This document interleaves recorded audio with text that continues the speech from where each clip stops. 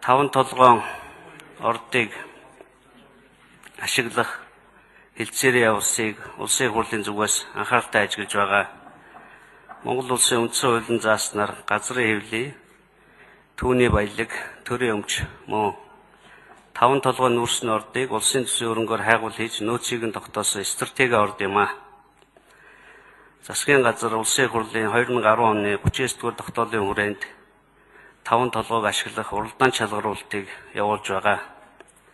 Гэтэл 5 толгойн ордыг ашиглах талаар явагдаж байгаа хэлцээр нь улсын хурлын 2012 оны 37-р тогтоолоор баталсан Монгол улсын засгийн газрын 2012-оос 16 онд хэрэгжүүлэх үйл ажиллагааны хөтөлбөрийг зөрчиж байна. Энэ талаар улсын хурлын удирдлага байр суурийн албан ёсоор илэрхийлж 2015 оны 4 сарын 3-ны өдөр засгийн газарт өргүүлсэн. Энэхүү хэлцээрийг байгуулж байгаа нөхцлөөс харахад Монгол улсын эдийн засаг нэг зах зээлээс бараг бүрэн хамааралтай болох нөхцөл үүсэж байна. Энэ нь 2010 онд улсын хурлаар баталсан үндэсний аюулгүй байдлын үзэл баримт заасан нэг улсын хөрөнгө оруулалтыг нийт хөрөнгө оруулалтын 3/1-ээс ихгүй байлгана гэсэнтэй нийцэхгүй байна. Засгийн газрын байгуулахаар төлөвлөж байгаа гэрээ хэлцээрийн төслийг өнөөдөр өглөө эхэж авсан. Гэрээ хэлцээрийн төслийг эрхэм гишүүд та бүхэнд хүргүүлсэн байгаа.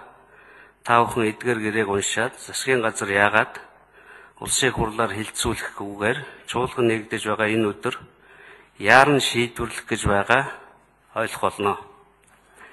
Өнөөдөр байгуулахаар төлөвлөж байгаа эдгээр гэрээ хэлцээрийн төслийг харахад Монгол улсын үндэсний эрх ашигыг хангаж чадаагүй байна. Тухайлбал Монгол улсын засгийн газрын үүрэг маш тодорхой хугацаатай байгаа бол гэрээ байгуулагч нөгөө талын үүрэг нь хугацаагүй, зорилтын шин чанартай, зорилго биелэгдээгүй тохиолдолд хүлээх хариуцлага байхгүй байна.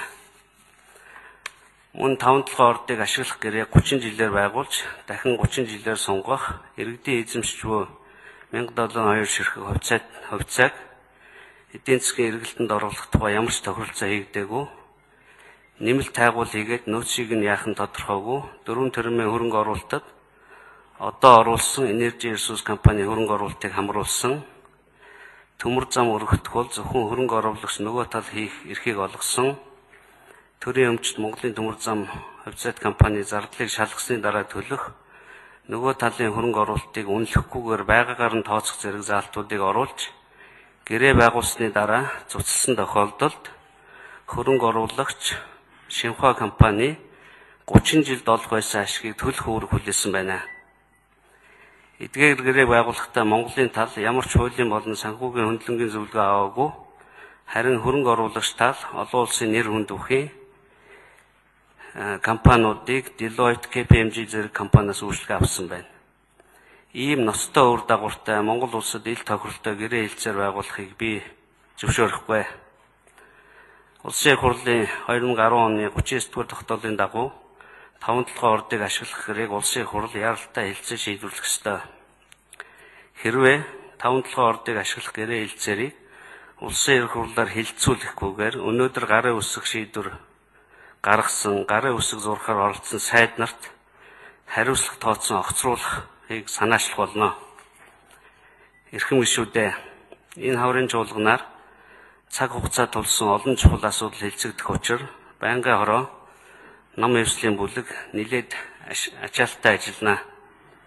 Бодит байдалд дүгнэлт хийж эрхэм гишүүд та бүхэн нам эвслийн бүлэг байнгын хороо чуулганы үйл ажиллагаанд идэвх санаачлалаа оролцож хэлцгээр төлөвлөсөн асуудлаа бүрэн шийдвэрлэнэ гэдэгт итгэж байна. Бидэнд маш бага хугацаа үлдэж байгаа гэдгийг дахин сануулъя. Та бүхэнд ажлын амжилт хүсээд улсын хурлын 2015 оны хаврын ээлж чуулганы ажиллагаа нээснийг мэдэгдэе.